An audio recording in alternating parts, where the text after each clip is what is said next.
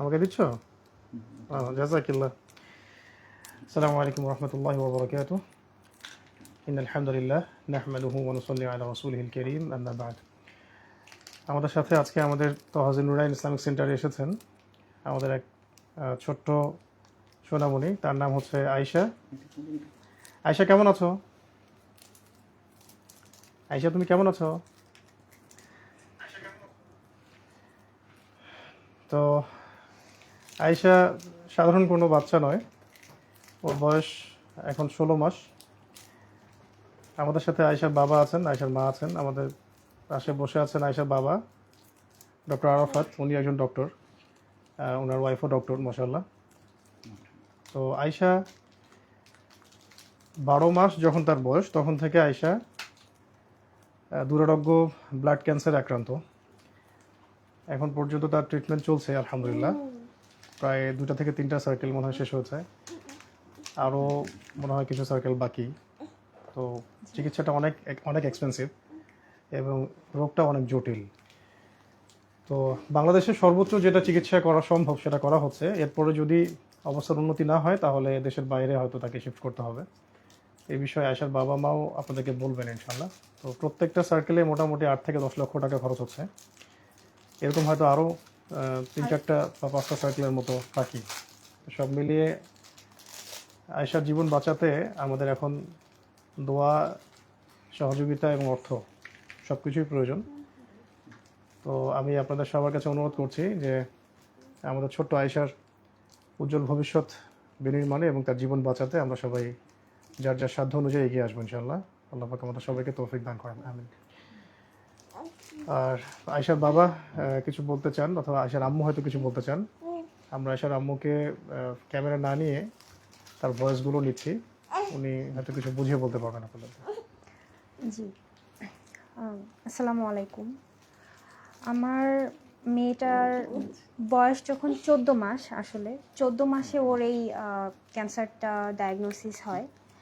এবং সচরাচর ছোট বাচ্চাদের যেই টাইপের রক্তের ক্যান্সারটা হয়, আমার বাচ্চার সেটা হয়নি। আমার বাচ্চার ক্যান্সারটা মানে খুবই রেয়ার, খুবই জটিল, এবং এটা মানে সাধারণত বড়দের হয়ে থাকে এই ক্যান্সারটা।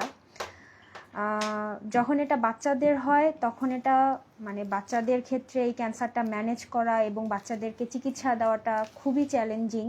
বাংলাদেশের পার্সপেক্টিভ থেকে তো আরও অনেক চ্যালেঞ্জিং, কারণ বাংলাদেশে যেই রোগটা সারানোর জন্য যেই চিকিৎসাটার প্রয়োজন, সেই চিকিৎসাটা বাংলাদেশের মানে 99% হসপিটালে আমি বলবো যে ওরকমভাবে হয় না, বা ওরকম যদি আমরা অ্যাটেম্পটও করি তারপরেও সেই টিমটা, তারপরে সেই সেটিংটা বাংলাদেশের বাদবাকি যে হসপিটালগুলো আছে সেখানে আসলে সম্ভব না।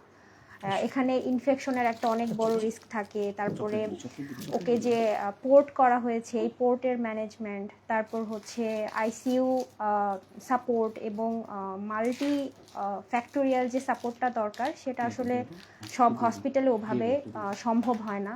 এই কারণে আমাদের মানে যেই 2-1টা হসপিটালেই ওর চিকিৎসা বাংলাদেশে করানো সম্ভব, আমরা সেখানেই অ্যাটেম্পটটা করছি এবং সেখানে আমরা ওর চিকিৎসাটা কন্টিনিউ করতেছি। এবং এটা মানে প্রতিটা সাইকেল, আমাদের 5টা সাইকেল ওর কেমোথেরাপিটা দিতে হবে, এবং প্রতি সাইকেলের জন্য 7 থেকে 8 লাখ টাকা, এবং সেটা অ্যাভারেজে 10 লাখ পর্যন্ত মানে যেতে পারে। এবং যদি আল্লাহ না করুক আইসিইউ লাগে বা অন্য কোনো অ্যাডভান্স কোনো ট্রিটমেন্ট লাগে, সেক্ষেত্রে সেটার অ্যামাউন্টটা আরও বেশি।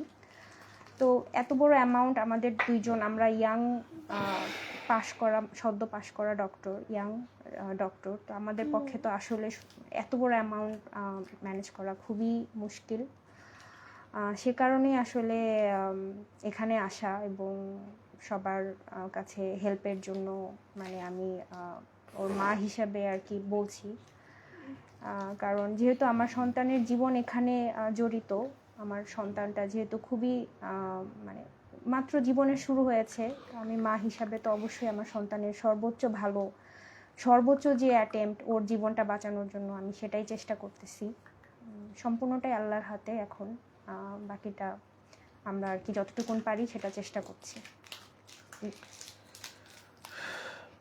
আলহামদুলিল্লাহ, আমরা সবার কাছে অনুরোধ করব যে আল্লাহ পাক আমাদের মধ্যে যাদেরকে সামর্থ্য দিয়েছেন তারা যদি একটু এগিয়ে আসে, আমার মনে হয় যে আয়শার ট্রিটমেন্টটা করা সম্ভব, খুবই সম্ভব। আমার নিজেরও এক মেয়ে আছে, এতটুকুই আয়শা। তো আমরা আসলে যারা বাবা মা হয়েছে তারা বুঝি সন্তানদের কিছু হলে আমাদের মন কেমন ব্যাকুল হয়। তো আমরা চেষ্টা করি আমাদের যাদের সামর্থ্য হয়েছে বা আল্লাহ পাক সামর্থ্য দিয়েছেন তারা যদি কিছু কিছু করেও কন্ট্রিবিউট করি, আশা করা যায় যে আয়শার ট্রিটমেন্টটা সর্বোচ্চ সুন্দরভাবে হবে। আর এরপরে যদি আয়শাকে আরও উন্নত চিকিৎসার জন্য কোথাও নিতে হয় সেটাও ইনশাল্লাহ আমরা ফিকির করতে পারবো। তো আল্লাহ পাক আমাদের সবাইকে এবং বন্যারও ভালো কাজে এগিয়ে আসার ব্যাপারটা তৌফিক দান বলি। করেন। আমরা দোয়া করি যে আল্লাহ পাক আয়শাকে সুস্থ করে দেন এবং আয়শার মতো যত শিশু অসুস্থ আছে সবাইকে আল্লাহ পাক সুস্থ করে দেন। আমিন। سبحانك اللهم وبحمدك اشهد ان لا اله الا انت استغفرك واتوب اليك. السلام عليكم ورحمه الله وبركاته.